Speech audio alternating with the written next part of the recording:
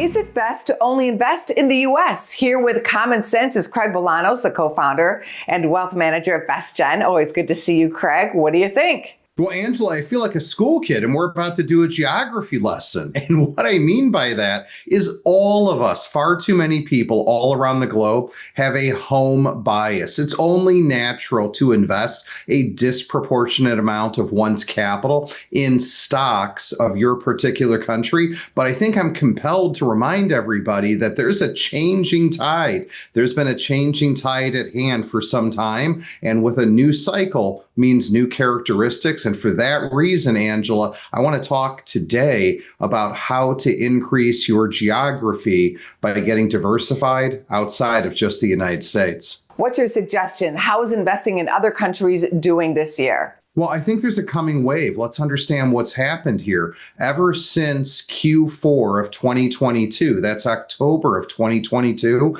you've seen things like EFI, Europe and Far East, on nothing short of a tear in dollar-denominated terms. And I think it's important for people to understand that what used to be yesterday's laggards oftentimes rise to be tomorrow's leader. And that's, I think, the evolution that's at hand. And don't get me wrong, Angela, the U.S. economy is still fantastic. The U.S. dollar is still the world's currency reserve. But at the bottom line is, I think people really need to start increasing their exposure to both European markets, those developed markets, and emerging markets if they want to stay ahead of the game for several years to come. Is it too late, though, to get into some of those overseas stocks that have already had this big rally? No, that's the big thing. I mean, Angela, we talk all the time about secular.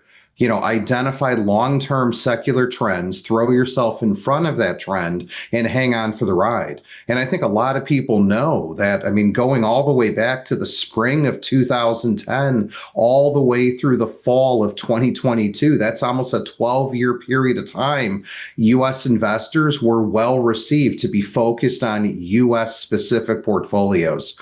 But if this trend continues, which has already been in the making for some time, it is definitively not too late. And one of the reasons I tell people in particular it's not too late is, Angela, a lot of money gets invested through the platform of mutual funds and exchange traded funds. And once those mutual funds and exchange traded funds hit their 3-year number, which will come up in the fall of 2025, I think there's going to be a lot more awareness as to the power of international investments for U.S. investors. And that means there might be a tidal wave of money that starts flowing internationally. And for that reason, I encourage people now with a dose of pragmatic optimism to start getting more of their portfolio outside of the United States. Any final thoughts on overseas investing trends? Well, Angela, I think one of the big trends that emerged this year, and it's because of trade, it's because of a new world order, is the U.S. dollar. I think most people have heard or most people have read now that the U.S. dollar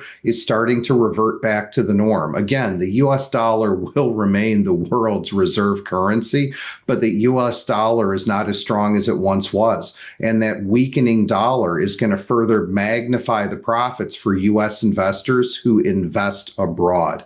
And for all those reasons that we talked about, the changing tide, it's not too late, the coming wave and currency, I think that's why everybody should use a geography lesson in the second half of the year and seek to get more international. I want you to connect with us. Go out online to getretiredstayretired.com. That's getretiredstayretired.com.